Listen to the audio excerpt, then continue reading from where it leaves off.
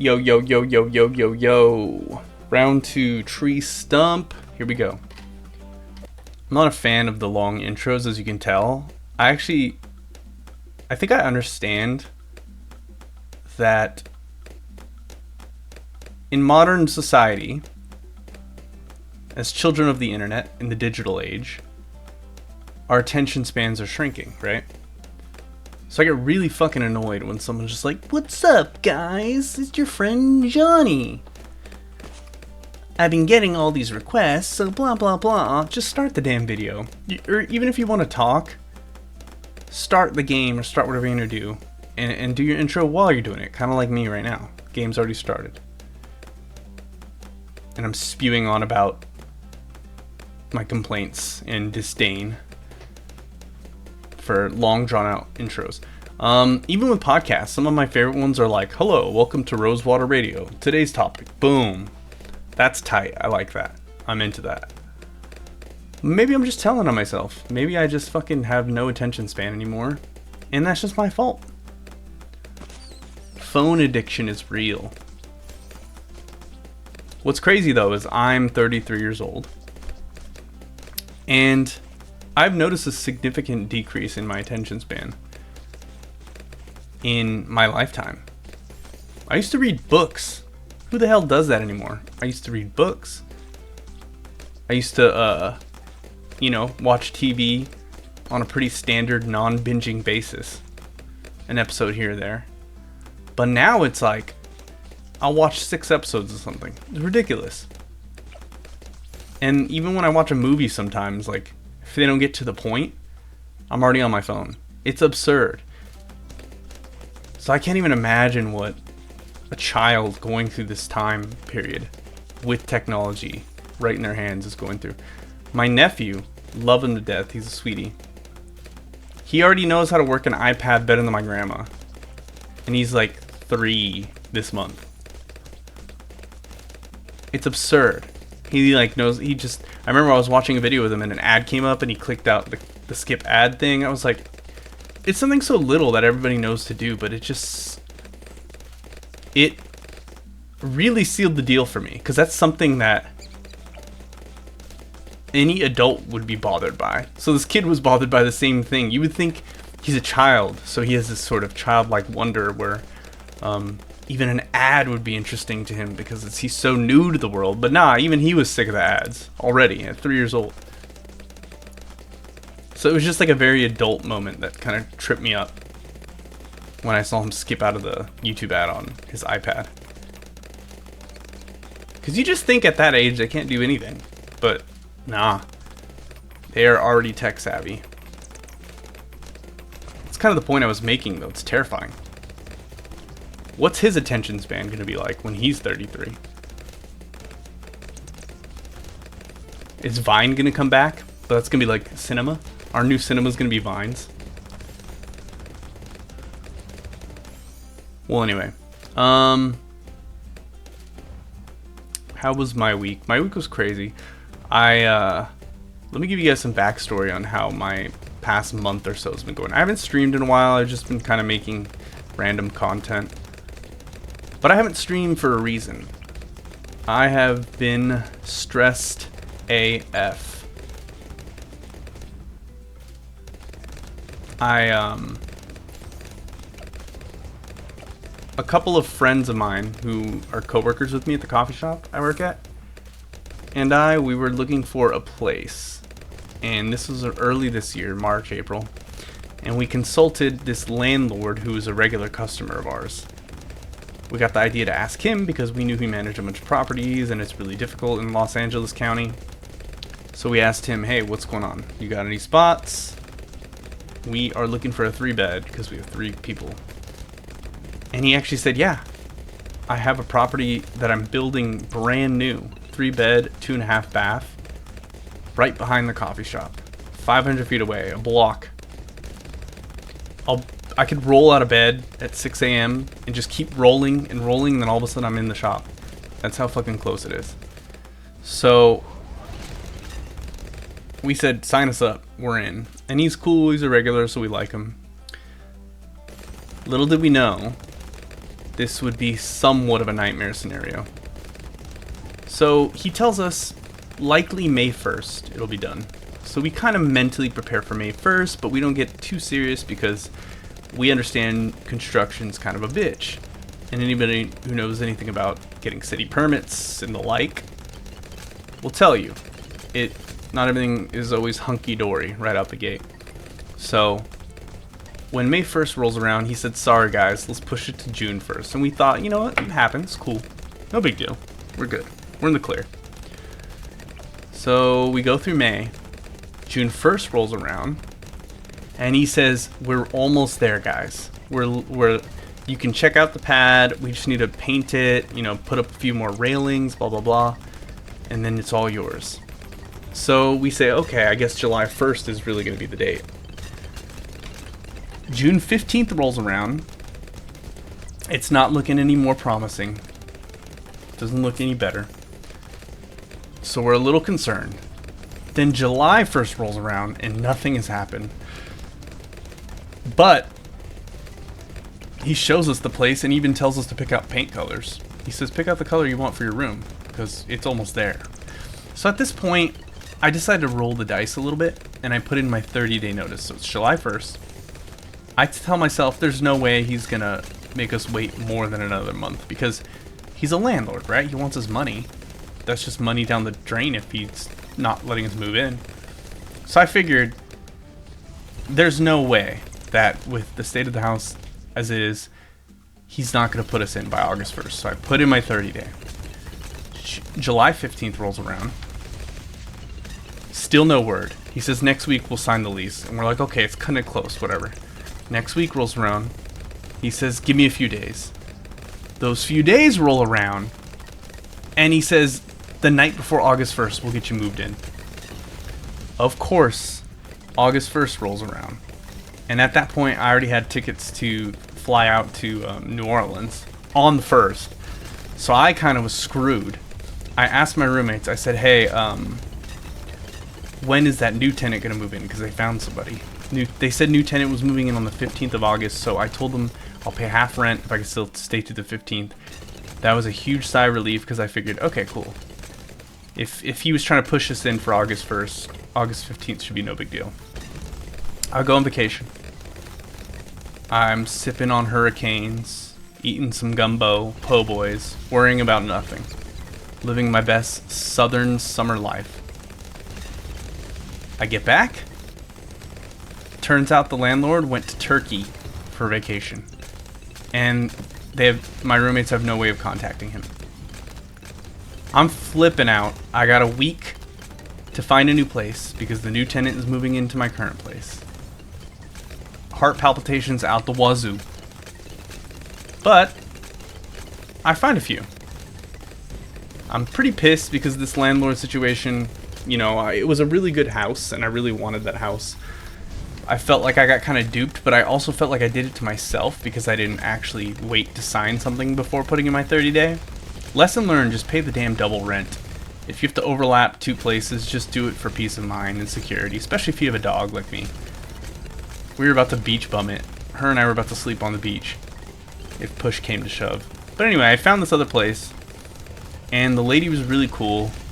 She actually had a room available for September, but she found a way to move some mountains to get me in on the 15th of August, right? I was grateful. August 14th rolls around, the night before I have to be out. She says, hey, we figured everything, we ran your background, all that. Let's get you signed tonight at 8 p.m. and we'll get you keys. And I was like, yes, let's go. I get a call from my roommate. Guess who's back in town? The landlord. And he says, he basically shows up and goes, what's up guys? Ready to move in? As if nothing happened. As if my whole life was not hinging on his plans. So it's kind of frustrating, but in the end, whatever. I had to bail on the other chick. I felt super bad because they moved mountains just to get me in early. And I felt like a piece of shit, dude. I felt like I was the asshole. You know those Reddit subreddits that ask, am I the asshole? I don't even need to ask. I know I'm the asshole on that one. I felt super bad. She was hella nice too. Anyway, let's not talk about that. I'm gonna feel horrible. So anyway, he gives us keys to the place. Hell yeah, Sentry Champion, let's go. Anyway, he gives us keys to the place. And he says, I'm not sure if there's electricity in there. Fucking rip, right? So he's like, you can sleep there, but we're not ready. So this whole time he's been telling us everything's good, when it turns out that place is probably still primitive.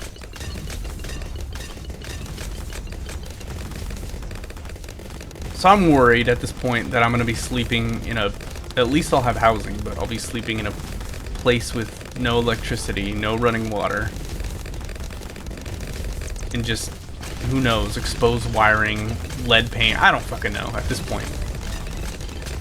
So I tell my roommate, my current roommate, where I'm living currently, about the situation, and they go, oh, by the way, the new tenant bailed and isn't moving in. So if you want, you could just stay for the next few weeks and just pay the second half of rent. And seriously, all of this could have been avoided if I just talked to her earlier. So there's a lot of lessons learned here, fam. Open communication is key.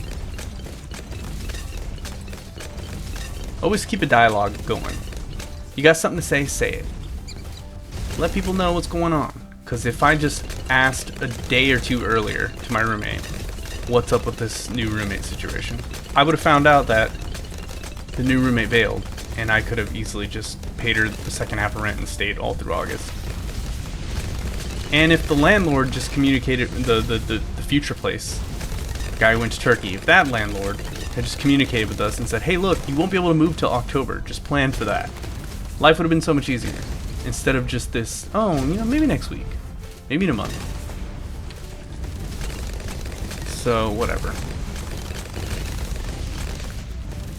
Enough of my ranting and raving. Quality content, me just complaining. Anyway, how are you guys doing?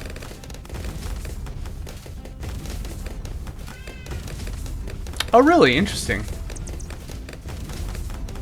No way. No way.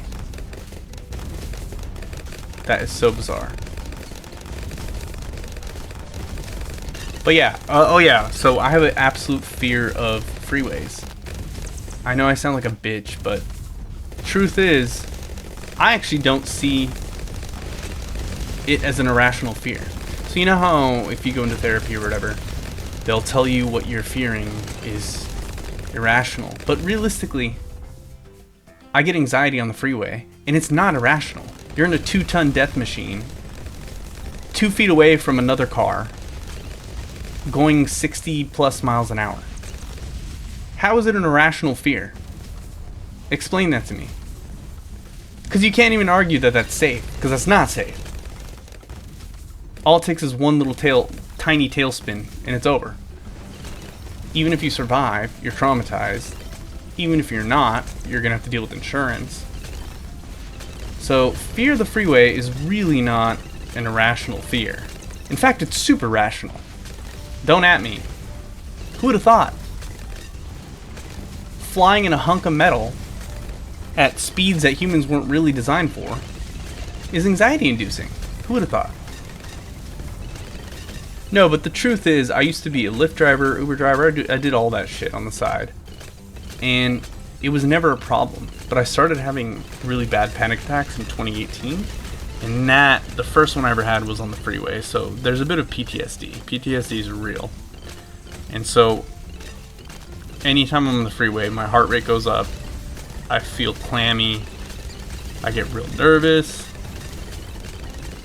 And that sounds like it's a self-fulfilling prophecy at that point. It sounds like what I'm afraid of is going to get caused by the fear.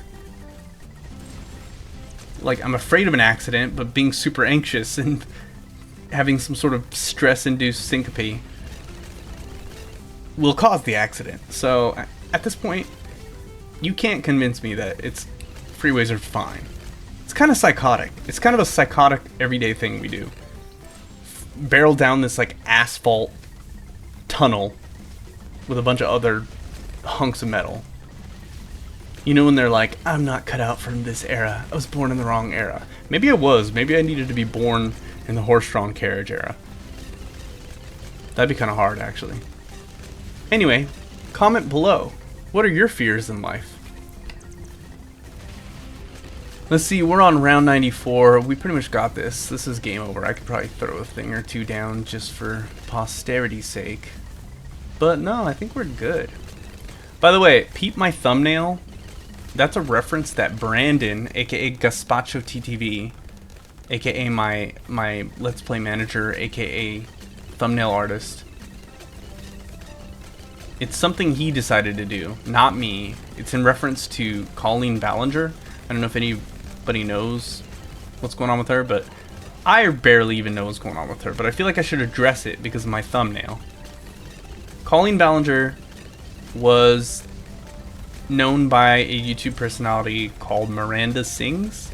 The only way I even know her is because I was a fan of Jerry Seinfeld's Comedians in Cars Getting Coffee, and she was on that, and it was the most disturbing episode. It was really weird.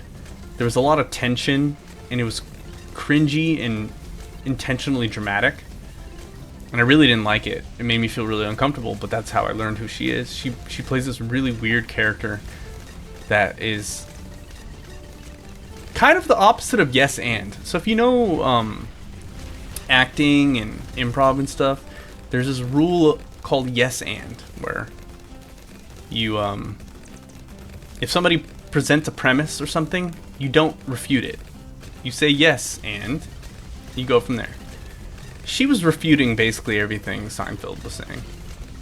I dislike her because of that. It made me feel really weird and I didn't like it. But she has a lot of issues because apparently she was, I don't know. I don't want to throw any false accusations or anything and spread more misinformation, but it had to do with showing pornography to underage, to minors. Something like that. And she made a whole apology video, and she like apologized while singing with the ukulele, and that's what Brandon basically did with his thumbnail. He's kind of poking fun at that. So it wasn't me. I make Brandon take full responsibility, but it's still a pretty good thumbnail, so I liked it. Anyway.